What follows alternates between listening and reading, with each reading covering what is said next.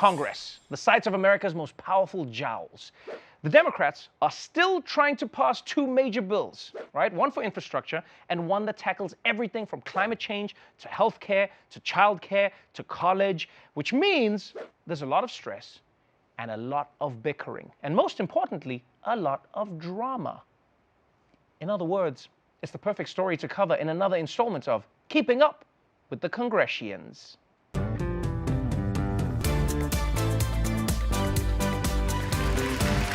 All right, what's going on, squad? It's me, your bestie, Talky McGossip here with all the latest dish from the hottest city in the world, Washington, D.C. And right now, the D.C. stands for Democratic Cluster. Ooh, did I curse? Spank me, daddy. It has been weeks since our last episode, and the Democrats still haven't passed their bills. Can you believe it? President Biden just keeps having secret meetings with the Democrats, and they won't spill the tea on what they're talking about. The same way how Jerry told me to never tell anybody about how he cried during Dear Evan Hansen. Your secret is safe with me, Jerry. I've got your back. Anyway, time is running out to pass those bills, and that means everyone is getting stressed AF. President Biden on the road today trying to ratchet up pressure on members of his own party to bridge deep divides and pass his ambitious proposal to overhaul the country's social safety net. Top advisors have made clear they've grown increasingly impatient with the pace of the talks. And Democrats on the Hill are starting to say, we need Joe Biden to step in. But President Biden is confident they'll get it across the finish line. I told you before what my neurosurgeon years ago said when I had that aneurysm. He said, your problem, and that was in the Senate, your problem, Senator, is you're a congenital optimist. But I'm convinced we're going to get this done. I'm convinced we're going to get it done. Joe Biden, your brain is broken, and I love it. But yes, right now the Democrats are moving slower than my goddamn Postmates order. Where is it? And I understand the frustration, I do. It's just a bill. It shouldn't take half the lifespan of a pug. Shh, Daddy's doing a segment, Benifer. And you have to remember, we're talking about the Democrats here. They need the time to make sure the bill they're writing will disappoint everybody. If you need to be disappointed quickly, get a lean cuisine, loser. And the real reason this is taking so long, as always, is Joe Manchin. He's taken a big old axe to the Build Back Better bill.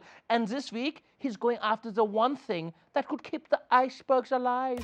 The New York Times reporting tonight that the most powerful part of Biden's climate agenda, the $150 billion clean electricity program, is now effectively dead. Conservative Democratic Senator Joe Manchin announced his opposition to a central program in President Biden's clean energy agenda that would replace coal and gas-fired power plants with wind, solar, and nuclear energy.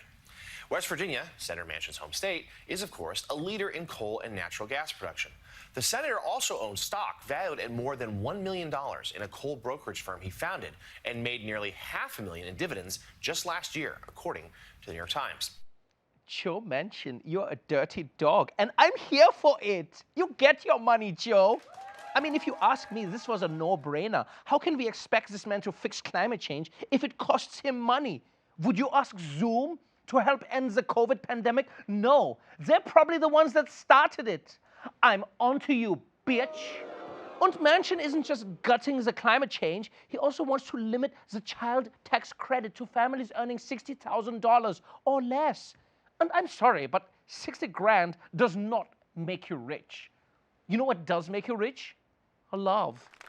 That's why people in love should not get the tax credit. Sorry, Courtney and Travis. Congrats to you two, but no child tax credit for you.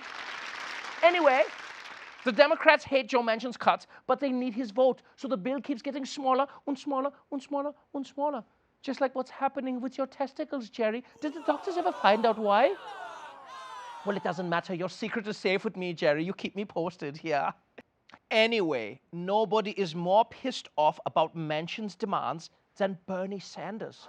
Yeah, if Bernie had his way, this bill would be $30 bazillion and going to the doctor would be completely free. What a wild idea. You're crazy, Bernie. I can't get enough of you. And Bernie is sick of Joe Manchin yucking his yum. And so their beef has broken out into the open, and we're all getting a look.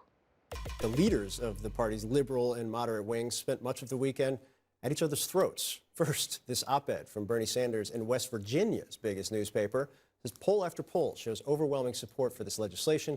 2 Democratic senators remain in opposition, including Senator Joe Manchin. Manchin shot back. This isn't the first time an out-of-stater has tried to tell West Virginians what is best for them, despite having no relationship to our state.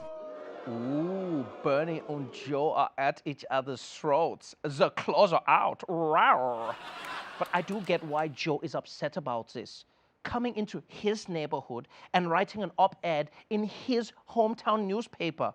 You don't see Joe going to Vermont and slapping the Ben & Jerry's out of Bernie's mouth. Also, it is pretty rich of Joe Houseboat to complain about Bernie's op-ed when Joe has been writing op-eds in every newspaper in America. I even saw a Manchin op-ed in the last fortune cookie I opened.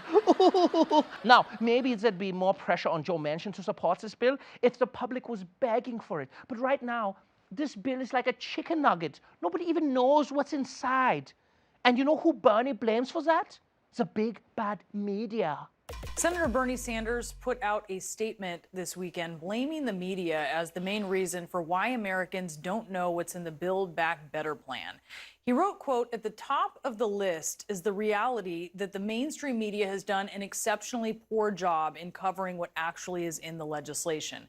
There have been endless stories about the politics of passing Build Back Better, the role of the president, the conflicts in the House and Senate, the opposition of 2 senators, the size of the bill, and very limited coverage as to what the provisions of the bill are and the crises for working people that they address." You know one thing you're not talking about if you're talking about the media?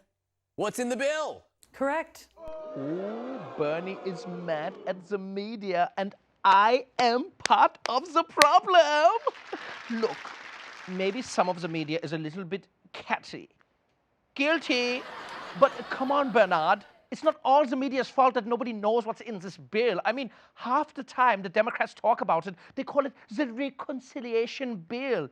That name is so boring, I fell asleep halfway through the first word, and I'm on cocaine. I swear the Democrats are the worst at branding. If they invented Hershey's Kisses, they would have called them little poop drops. I'm not eating those. So that's where everything stands now.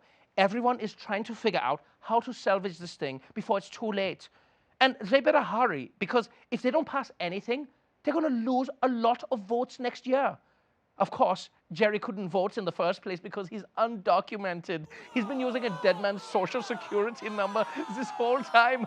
Oh, what a crazy story. But don't worry, Jerry. We won't tell anyone. We love you, Jerry.